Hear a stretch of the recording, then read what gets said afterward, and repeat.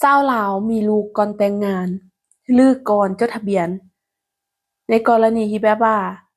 มีน้องหรือว่าฮ้องก่อนแต่งงานกับสาวต่างชาติหรือว่าบ่าวไทยจั่งซี้ได้เสียค่าปรับใหม่บ่สบายดีพ่อแม่พี่น้องปองปายหม้อทุกคนวันนี้ก็อยู่กับน้องดาวผู้สาวลูกซ่องคือเก่านะวันนี้ดาวจะมาเฮ็ดคลิปต่อเนื่องจากเมื่อวานนะคะว่าดาวเฮ็ดคลิปการจดทะเบียนสมรสแล้วก็ค่าใช้จ่ายในการจดทะเบียนไปแล้วนะแล้วก็มี FC มาถามน้องดาวว่า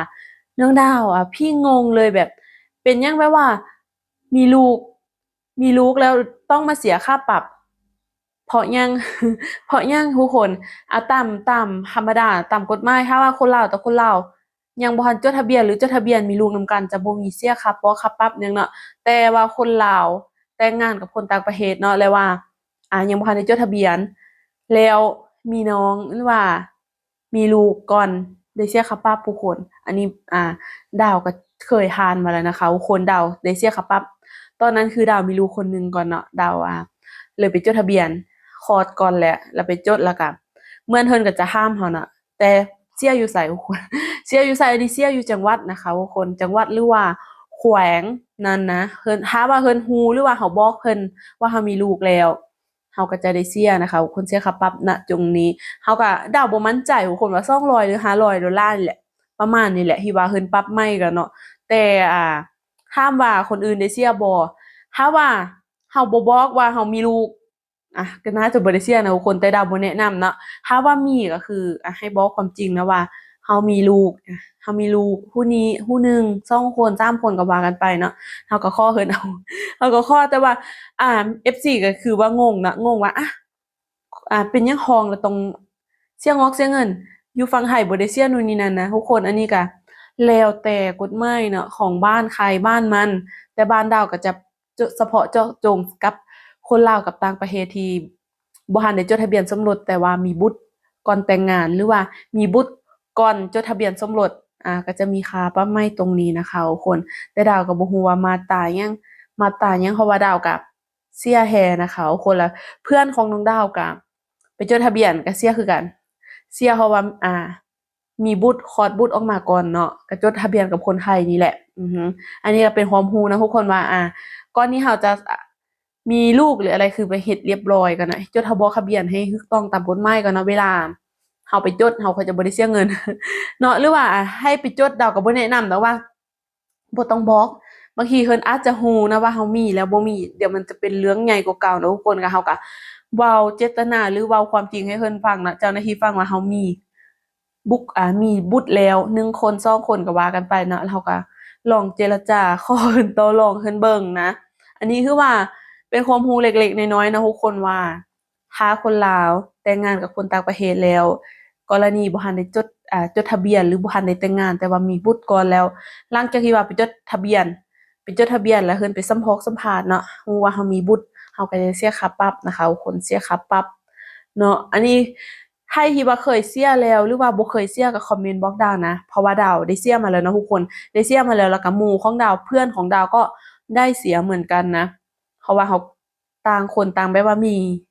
คลอดน้องออกมาแล้วเขาค่อยได้มาจดทะเบียนสมรสนะทุกคนอันนี้คือว่าก็กฎหมายของบ้านดาวเป็นแบบนี้นะคะทุกคนอันนี้เราบ่ได้ให้มาโฟกัสว่าบ่อนนี้ดีบ่อนนี้บ่ดีประเทศนั้นดีประเทศนี้บ่ดีอันนี้เราเว้าเป็นความรู้นะว่าถ้าว่าให้จะจดทะเบียน หรือว่าจะสร้างครอบครัวหักริมฝั่งโขงเราก็ไปเฮ็ดหยังให้มันถูกต้องนะหรือว่าบุคคลใดที่ว่าบ่ต้องการจะจดเลยก็ก็ได้ก็แล้วแต่นะคะทุกคนแต่ดาวก็บ่แนะนำถ้าว่าบ่จดเลยเนาะเวลามาบ่าวฝั่งไทยน่ะไปเที่ยวลาวหรือว่าไปหาสู่หาแฟนมาสิมีปัญหานะคะทุกคนจะมีปัญหานะฉะนั้นถือว่าดาวคิดว่าการจะไปมาหาสู่แบบถูกต้องตามกฎหมายบ่อยากให้มีปัญหาบ่อยากให้มันติดขั้นตอนนู้นนี่นั่นบ่อยาก โดนค่าปรับใหม่นู่นนี่นั่นก็แนะนำให้จดทะเบียนดีกว่านะคะทุกคนเพราะว่ากฎหมายทางฝั่งลาวกับฝั่งไทยค่อนข้างที่จะแตกต่างกันโดยสิ้นเชิงนะทุกคนคือว่าบ้านเราจะเหมือนแบบภาษาปากเว้าคล้ายกันฮีตของประเพณีคล้ายกันวัฒนธรรมเหมือนกันแต่ข้อกฎหมายคือต่างกันเนาะทุกคนเราก็ปรับให้ฮู้ปรับให้มันแบบว่าจั่งใดทุกคน ให้เข้ากับกฎหมายประเทศนั้นๆนะคะทุกคนถ้าว่าเรารักกันเนาะเราก็เฮ็ดให้มันถูกต้องตามกฎหมายให้แหละ นะคะวันนี้ก็เขาก็มาคุยกันเรื่องนี้ทุกคนว่ากรณีนี้มันเป็นแบบนี้แบบนี้เขาก็จะได้รู้ละเอียดและให้เข้าใจว่าในกรณีที่ว่าเรามีลูกแล้วเราบ่ได้เฮ็ดหยังเนาะหรือว่าเราบ่ได้จดทะเบียนเวลาไปทำจดทะเบียนแม่เพิ่นก็สักประวัติเนาะมีลูกแล้วบ่นู่นนี่นั่นเพิ่นเนาะก็จะได้เสียทุกคนจะได้เสียเนาะอันนี้ก็ผู้ใดรู้เพิ่มเติมด้านกฎหมายก็คอมเมนต์บอกดาวนะว่าอยู่ในมาตราเท่าใดเนาะ พอดาวก็งงๆงังๆเขาบ่เพิ่นบอกว่าเสียค่าปรับก็ได้เสียค่าปรับแค่นั้นนะคะทุกคนเนาะและFC ก็ยังรู้อีกว่าน้องดาวอยู่ฝั่งลาวคือว่าเห็นเด็กน้อย13-14ปีแต่งงานแล้วแต่งได้บ่ตามกฎหมายมันก็บ่ได้ทุกคนตามกฎหมายก็ยังบ่บรรลุนิติภาวะแต่ตามแบบว่าที่ว่าเขาเจ้าแต่งงานส่วนหลายทุกคนเป็นคนชนบทเคสนอกเคสแบบซอกหลีกแบบห่างไกลจากผู้คนเป็นคนแบบว่าครอบครัวทุกข์ยากแน่เนาะทุกคนมีปัจจัยด้านความจำเป็นนู่นนี่นั่นเนาะแบบจำเป็นน่ะแล้วพ่อแม่ก็บ่สามารถจะเลี้ยงดูได้ต้องยกให้คนนั้นคนนี้ดาวเห็นข่าวอยู่ทุกคนเห็นข่าวแล้วก็เห็นผัว50บ่เมีย13ดาวก็เบิ่งทุกคนมันก็ถ้าอยู่ไทยนี่โดนจับแล้วนะทุกคนโดนจับหลายคนเลยแหละหลายคู่เลยแหละแต่ว่าอยู่ลาวถามว่าผิดกฎหมายบ่ผิดนะคะทุกคนผิดคือกันแต่ก็ยังแบบยังมีคนแต่งเพราะว่ายังไงทุกคนแบบว่ามันทางด้านความทุกข์ยากเนาะขาดเคินทางด้านแบบจั่งใดพ่อแม่ก็บ่มีสิเลี้ยงสิดูจั่งซี้ทุกคนก็มันก็เว้าบ่ได้นะทุกคนแต่ว่าเห็นแล้วสงสารบ่ดาวก็สงสารนะสงสารทุกคน สงสารมากๆเนาะเพราะว่าเด็กน้อยส่ำนั้นจังซี่นะทุกคนอันนี้ก็แค่แบบให้ความรู้กับ FC เพราะว่า FC ก็ถามน้องดาวว่าเอาเป็นหยังแบบเด็กๆคือแต่งงานไปแล้วทุกคนมันก็เห็นเขาแต่งได้เดะทุกคนก็บางคนก็คือบ่ถูกจับอิหยังก็บ่รู้นะว่ามันเพราะอิหยังคือบ่ถูกดำเนินคดีหรือว่าจั่งใดอันนี้ดาวบ่รู้นะคะทุกคนอันนี้เราก็แค่เว้าให้กันฟังว่าเราก็เห็น2หลายๆ2เขาเจ้าไปถ่ายเนาะเมียแบบ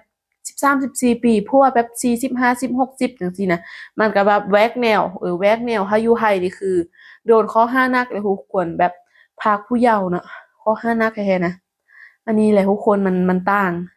มันต่างถึงว่าเราจะอยู่ไกลกันแต่ว่าข้อกฎหมายมันต่างกันและดาวก็คิดว่าบ่ว่าเราจะอยู่ไสน่ะเราก็เคารพกฎหมายของบ้านเมืองเขาเนาะ อันนี้ก็เว้าให้ฟังเป็นความรู้ซื่อๆนะทุกคนก็อันนี้ก็มาเตือนๆกันหรือว่ามาฝากกันไว้ว่าการที่เราจดทะเบียนสมรสก็ดีตามที่เรามีลูกก่อนแต่งงานหรือก่อนจดทะเบียนถ้าว่าชาวต่างชาติมาแต่งงานกับชาวลาวนู่นนี่นั่นได้เสียแน่นอนเป็นค่าปรับใหม่ถ้าว่าเรามีลูกก่อนจดทะเบียนหรือก่อนแต่งงานนะคะทุกคนอันนี้ย้ำว่าเวลาเราจะคบหากันยังบ่ทันได้แต่งงานมีลูกหรือว่าเราคิดว่าเราจะเอาผู้นี้เป็นสู้เป็นแฟนจะเอาเป็นแม่ของลูกแล้วก็ไปจดทะเบียนไว้ก็ดีนะคะมันจะมี